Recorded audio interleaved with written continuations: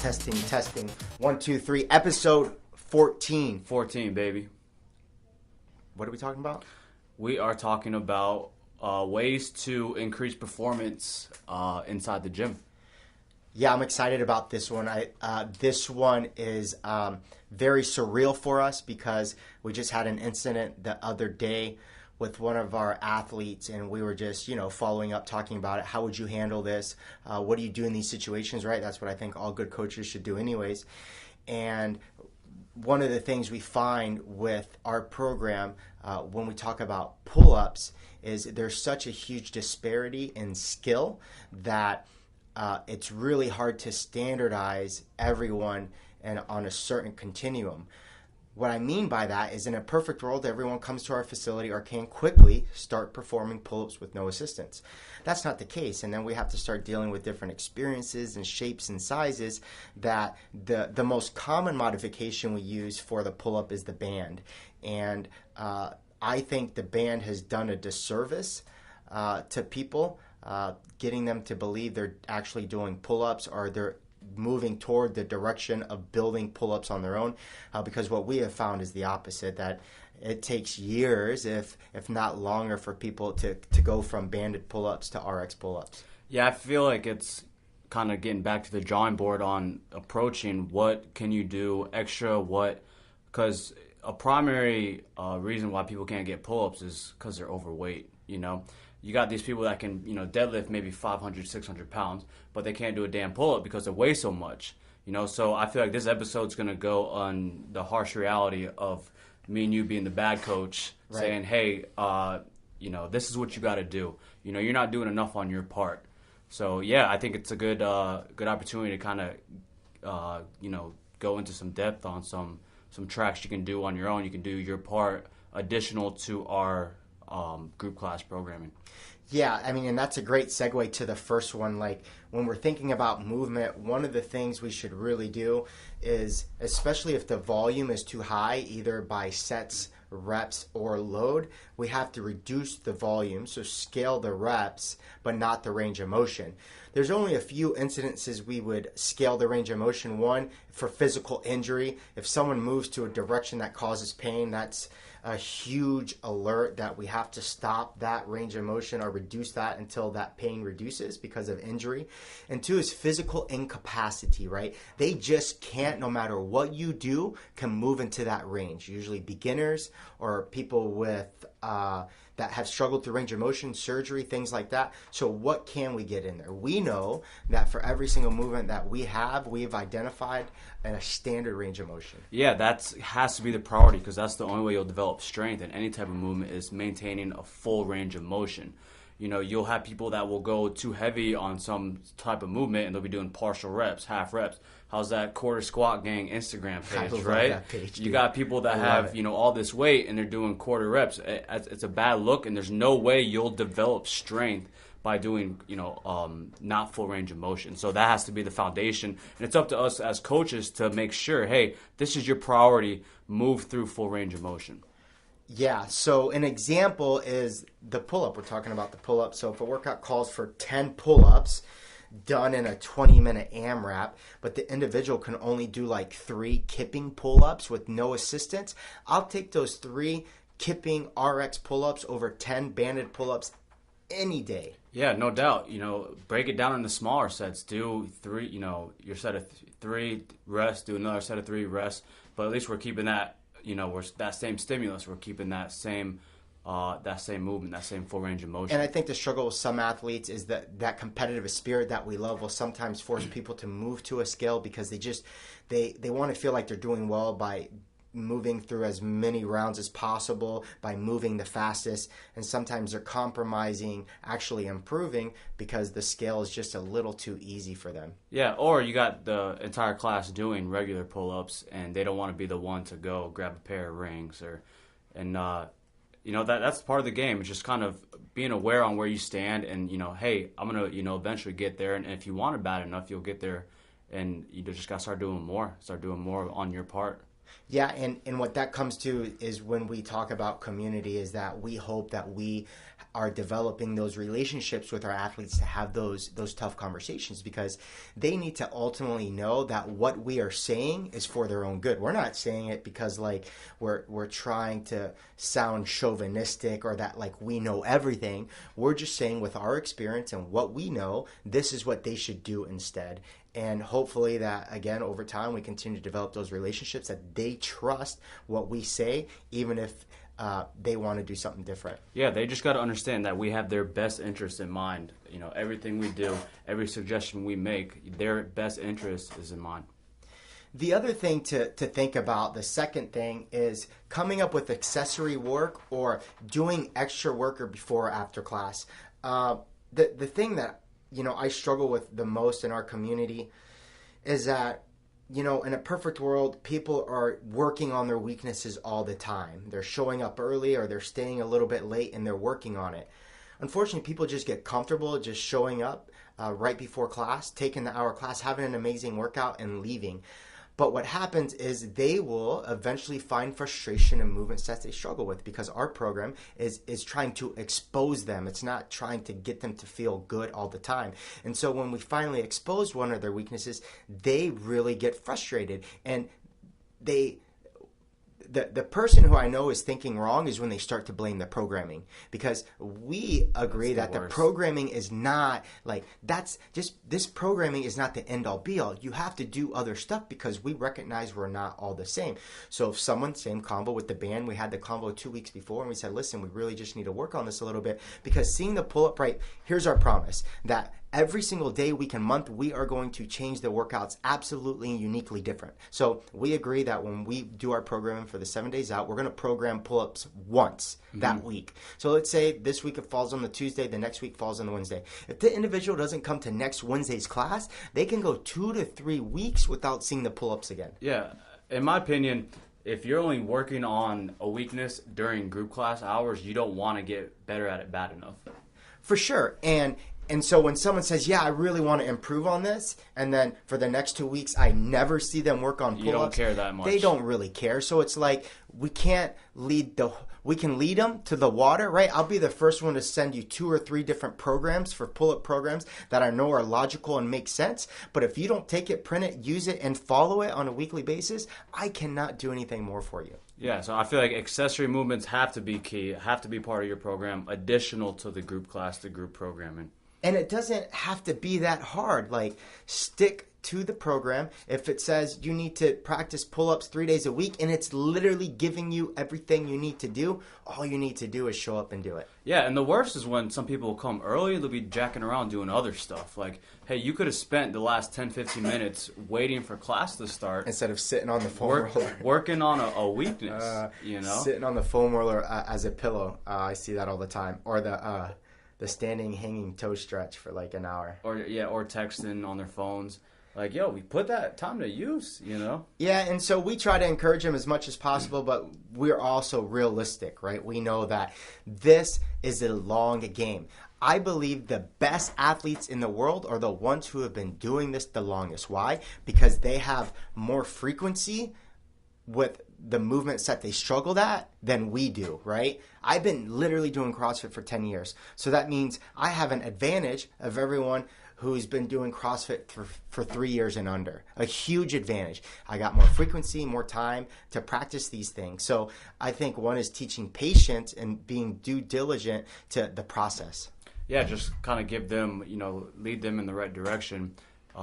Give them the ability to, eventually get better, but they got to be pointed towards that right direction. Yep. And we're the first ones to tell them, like, we're open door policy. Come to us. Ask us for help. Knock on the door. Text us. Like, we want to help them, not just in the middle of group class, but outside of that as well.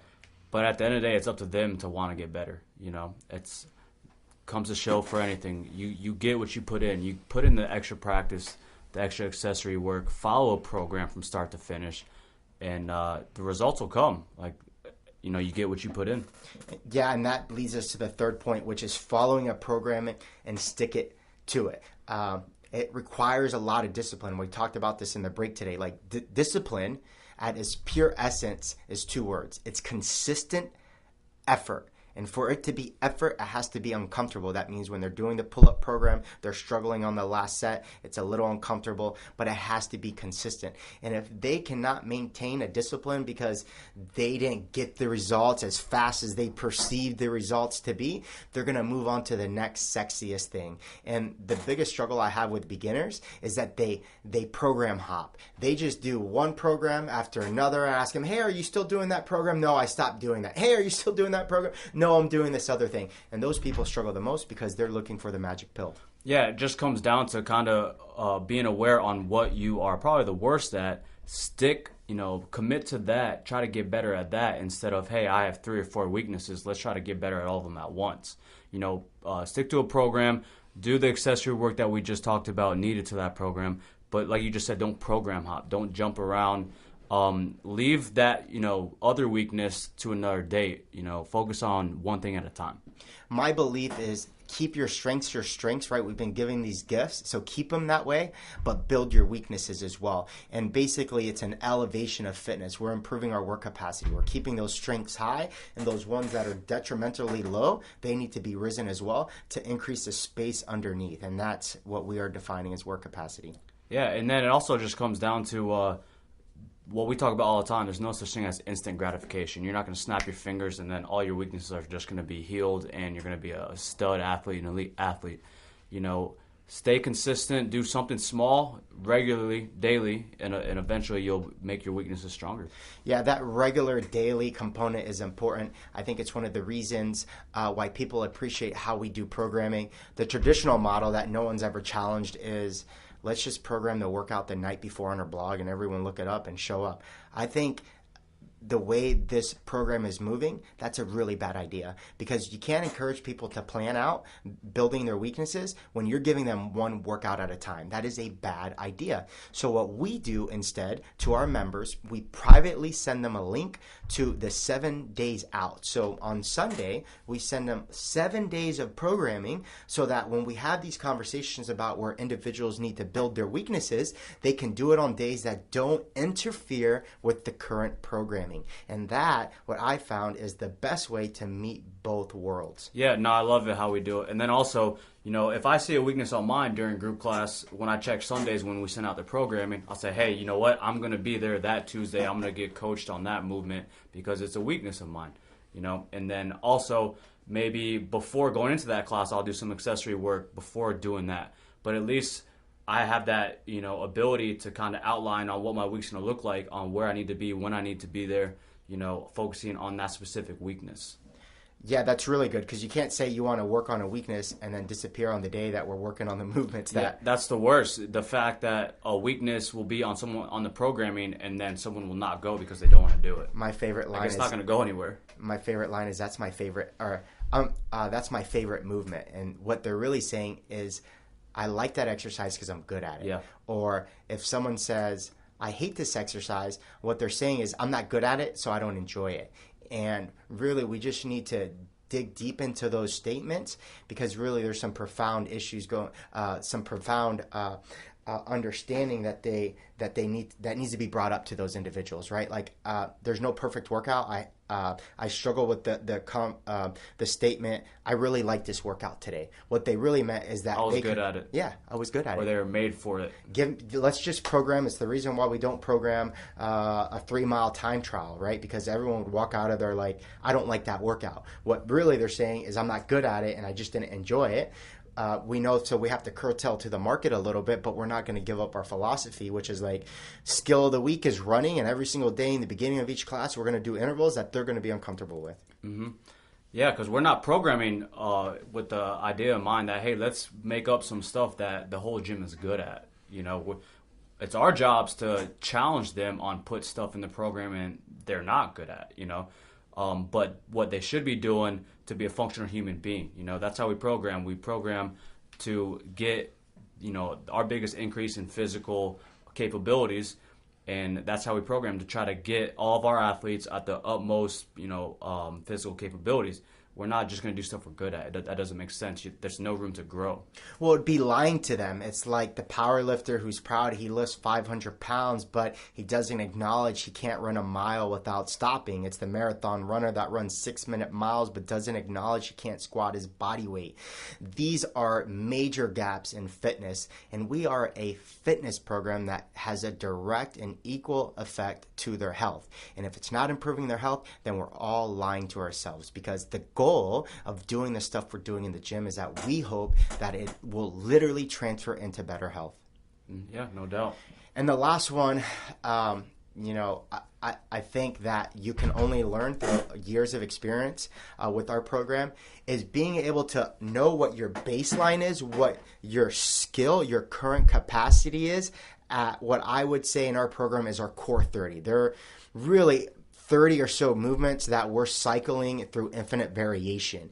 And I think every individual should know their current ability, what is the highest ability in our industry for that skill, and what is the lowest ability. And they'll fall somewhere in between. But what we want to do is move in the direction of the continuum of most advanced. Yeah, that just comes down to what? The foundation, see where they stand. I would identify something as a baseline strength. We can say that the average skill for the pull-up is one strict pull-up. So anyone who doesn't have at least one strict pull-up is below baseline. We can advance that, and so if someone can do a muscle-up, we know they are well above baseline for their upper body pulling strength, because it's to the right of the continuum. It is a more advanced skill. We can do this, right? There are different charts online that CrossFit gyms use to assess current skill, advanced skill, and least skill. But we can create our own, and I think individuals should too. What's a baseline that people should know? Like, what movement do you think people should know their baseline at? I think deadlift's a good one. At least 1.25% of your body weight. And, we're just talking about pull-ups. Like, if you're thinking, hey, my goal is to do a muscle-up, and you say, hey, how's your chest-to-bar pull-ups? Oh, I can only get my chin to the bar. That's, the chest-to-bar pull-ups is going far down the continuum we just talked about. It's setting a baseline. I love that concept. Well, the other combo, which makes a really good point, is that people shouldn't jump too high above their baseline skill, because they're lying to ourselves. And this is the problem I see in social media posts with people that don't understand this. The bigger frustration I have are people that use these crazy scales for bar muscle ups. The lady's doing this cool thing and she's swiping through the bar, or she's jumping really hard. Well, it doesn't matter what you give that individual. If they don't have one strict chest to bar pull up, it doesn't matter what you give them. They will never be able to perform the bar muscle up. And so as trainers, we have to be very careful, because our athletes come to us with all this crap they're seeing online, and they're saying, well, why can't I just do this scale? Well, we're like, that scale will do absolutely nothing for you to get to this scale, because you're so far, the gap between the two is so far. Yeah, it's unfortunate. There's people out there that are almost ripping people off, because that stuff kind of looks sexy, it looks appealing, and they're taking full advantage of that. They're trying to sell that to the individual athletes that are not, are misinformed. They're not, aware on where they're at, their physical capabilities at. So like, oh, hey, it looks like a magic pill to me. Mm-hmm. That's a pretty unique, transition skill I can practice. So good. But it takes good coaching to be the realist and maybe the bad guy to say, hey, nothing fancy that you just saw will work if you do not lose a little bit of weight and then get your pull-ups up. Yeah, I mean, the fact of the reality, a lot of these difficult movements, especially the bodyweight movements, have to do with the individual's really low strength to bodyweight ratio. They're not strong enough and they are too heavy to do that movement. I've never seen a 400-pound person perform 30 chest to bar pull-ups. It just doesn't there's work. a reason for that. The physiological need is too great. So I love that. I think we should finish there with not falling for that, not falling for the magic pill, either literally falling for the magic pill or thinking that some secret modification is going to help you get this movement that you're really just not practicing at, that you just need to practice more. Yeah, and just proceed with caution on who you take advice from. I feel like it's a good coach's ability to kind of keep it real with you, even if you don't want to hear it, straight. But be coachable, and then like the coach that tells you something you might not want to hear, that's a good coach. Right. People are paying all this money to train with us. They need to utilize the knowledge that we have to be able to move them in the right direction. I think, maybe getting them uncomfortable, saying, hey, listen, like it goes back to January 1st. What are your goals and how are you going to get there? I think people need to set these quarterly goals and they need to stick to them, and they got to do all this stuff that we talked about with goal setting episodes back about what that looks like. And constantly, like, this program is a constant slap in the face because we are constantly trying to get you to do things that you can't currently do, where other programs make you deceive you, right? These boot camps and these spin classes and all this other stuff that makes you think that you're really improving, but you're not. Yeah, it comes down to a famous quote I've been seeing a lot lately is, you set these goals, but does your day-to-day action align right with your goals? That's powerful. It's the clouds and dirt we talked about last week. Like, here's my goal, here's the cloud vision, but what's the dirt? What are the things you're doing to get in dirty every single day? Yeah, you just can't hope for that instant gratification. Just chip away, chip away, chip away. That's been my go-to lately in group classes. Hey, we're chipping away. We're chipping away on a long workout, long gruesome workout where, the athletes are starting to run down a little bit. Hey, chip away, chip away. That's powerful, man. Thanks, guys. We hope you took a couple things from the podcast this week. Leave us a comment. Appreciate you guys. See you guys.